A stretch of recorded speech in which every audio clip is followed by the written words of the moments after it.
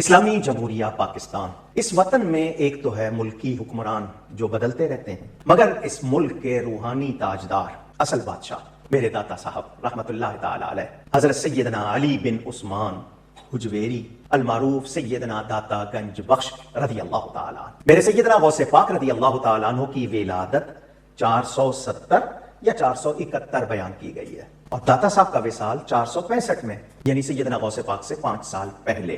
اور میں نے یہ بات بزرگوں سے سنی کہ سیدنا غوث پاک رضی اللہ تعالیٰ عنہ فرماتے تھے داتا صاحب میرے ظاہری زمانے میں ہوتے تو میں ان کا مرید ہوتا۔ شیخ عبد القادر جیلانی کو کچھ لوگ ملنے کے لیے آئے تو جب ان کے پاس پہنچے تو ان کا ایک جو غلام تھا اس نے لوٹا جو رکھا تو لوٹے کی ٹوٹی قبلہ کی طرف نہیں کی، تو شیخ عبد القادر جیلانی غوث پاک سرکار رضی اللہ تعالیٰ عنہ کو اس پر ملال ہوا، تو آپ نے جلال سے اس کی طرف دیکھا تو وہ آپ کی نگاہ کی تاب نہ لاتے ہوئے جاں بحق ہو گیا۔ صحیح بخاری میں ہی ایک اور حدیث ہے، حضرت انس بن مالک ان کے پاس نبی علیہ السلام کا ایک لکڑی کا پیالہ تھا۔ انس بن مالک آپ کو پتا بڑے لاڈلے صحابی ہیں، نبی علیہ السلام کی وفات کے بعد 82 سال تک زندہ رہے، 82 ایئرز تک، 93 ہجری میں بصرہ میں فوت ہوئے ہیں۔ بصرہ میں سب سے آخر میں جو صحابی فوت ہوئے ہیں وہ انس بن مالک ہیں، اور بخاری مسلم میں آتا ہے کہ یہ کہتے ہیں میری عمر 10 سال تھی تو میری والدہ ام سلیم نے مجھے نبی علیہ السلام کی خدمت میں پیش کر دیا کہ یا رسول اللہ یہ چھوٹا بچہ ہے آپ کے گھر کے کام کاج کر دیا کرے گا۔ تو وہ کہتے ہیں 10 سال کا تھا حضور کی خدمت میں آیا اور 10 سال حضور کے ساتھ رہا، اور ساتھ کیا وضو کروایا کرتے تھے، گھر کا سودا سلف لانا، تھوڑا بہت جو کام نبی علیہ السلام سپرد کرتے تھے وہ کرتے تھے۔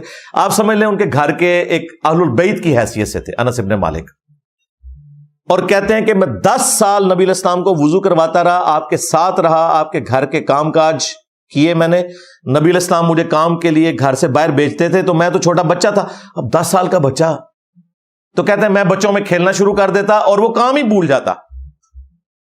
کئی بار ایسا ہوا، لیکن کہتے ہیں 10 سالوں میں اللہ کے نبی نے نہ مجھے کبھی کسی بات کے اوپر ڈانٹا اور نہ کبھی کوئی گلا شکوہ کیا۔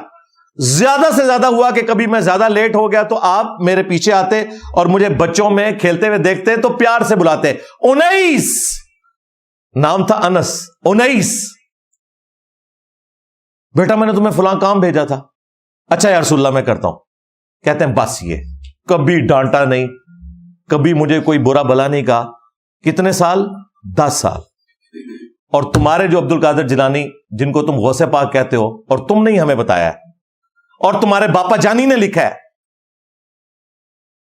بلکہ ایک چھوٹو مولوی تمہارا جو ہے فرنٹ مین وہ ویڈیو میں بیان کر رہا ہے کہ عبد القادر جیلانی کے مرید نے ایک دفعہ وہ لوٹے کی ٹوٹی جو ہے وہ قبلہ رخ رکھنا بھول گیا تو نگاہ مار کے مرید کو جلا کے راکھ کر دیا۔ شیخ عبد القادر جیلانی کو کچھ لوگ ملنے کے لیے آئے تو جب ان کے پاس پہنچے تو ان کا ایک جو غلام تھا اس نے لوٹا جو رکھا تو لوٹے کی ٹوٹی قبلہ کی طرف نہیں کی، تو شیخ عبد القادر جیلانی غوث پاک سرکار رضی اللہ تعالیٰ عنہ کو اس پر ملال ہوا، تو آپ نے جلال سے اس کی طرف دیکھا تو وہ آپ کی نگاہ کی تاب نہ لاتے ہوئے جاں بحق ہو گیا۔ اندازہ کریں تو بابا ہوئے نا 302 لگ دیجئے ہوتے تھے، قتل ناحق کیا ہے، اور یہ دنیا کی سزا ہے، آخرت میں ہمیشہ کی جہنم ہے قتل ناحق کے لیے مؤمن کے۔ سورۃ النساء پڑھ کے دیکھ لیں۔ قتل ناحق، کیا اسلام میں لوٹے کی ٹوٹی قبلہ رخ نہ ہو تو اس کی سزا قتل ہے؟ کہتے نہیں وہ قتل کے ارادے سے نہیں کیا تھا۔ اچھا جی تھوڑے بزرگوں تو سب کچھ پتا ہوتا ہے کہ اگے کیا ہونے والا ہے۔ یہ ہالی ووڈ کی فلمیں جو آپ کو نظر آتی ہیں نگاہ مار کے وہ شوائیں نکالتے ہیں، یہ انہوں نے ان کے بابوں سے ہی لیے ہوئے سارے واقعات۔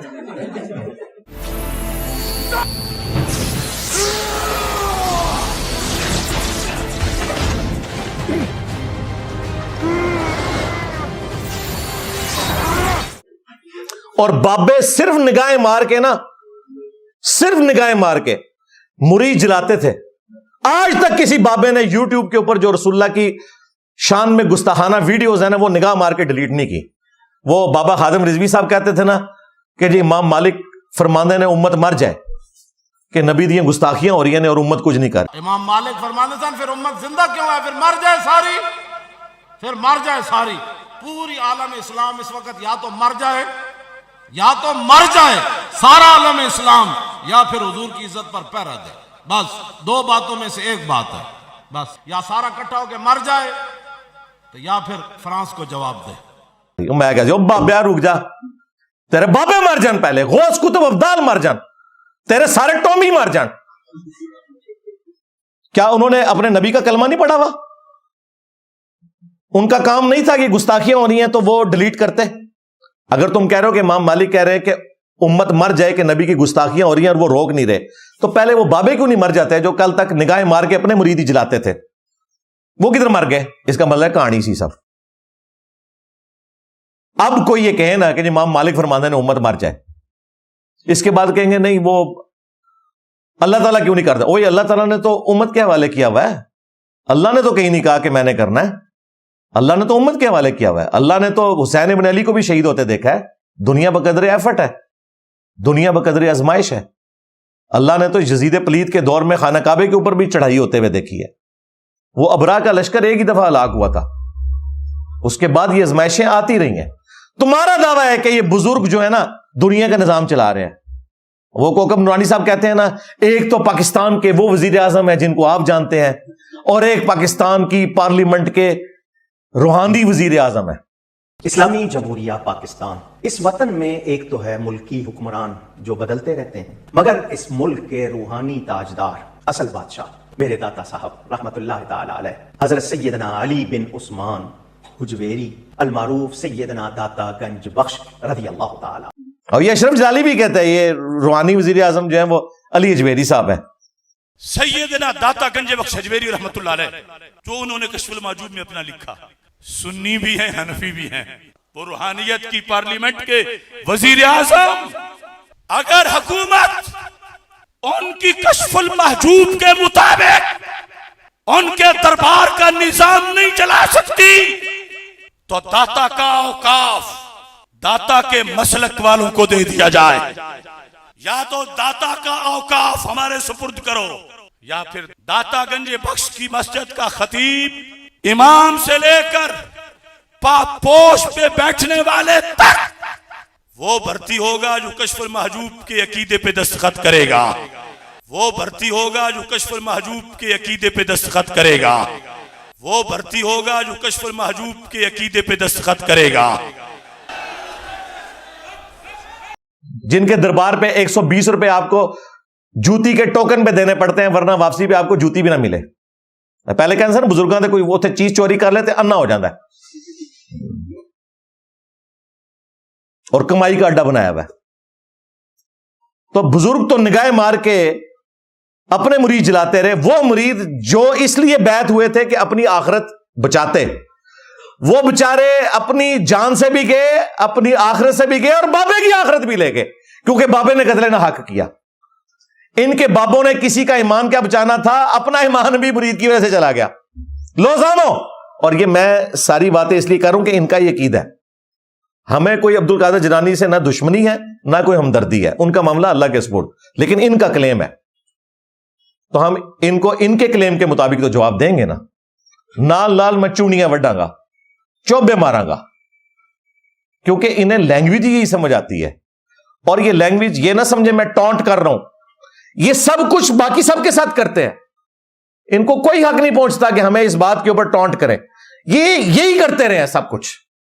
اب اس کا جواب ان کو اسی طریقے سے ملے گا، اسی اصول اور مبادی کے اوپر جواب ملے گا. تو ہمارا اختلاف اس وقت شروع ہو جاتا ہے کہ جب آپ نبی علیہ السلام کے پروٹوکول کی چیزیں اپنے بزرگ بابوں میں تلاش کرنا شروع کر دیتے ہیں.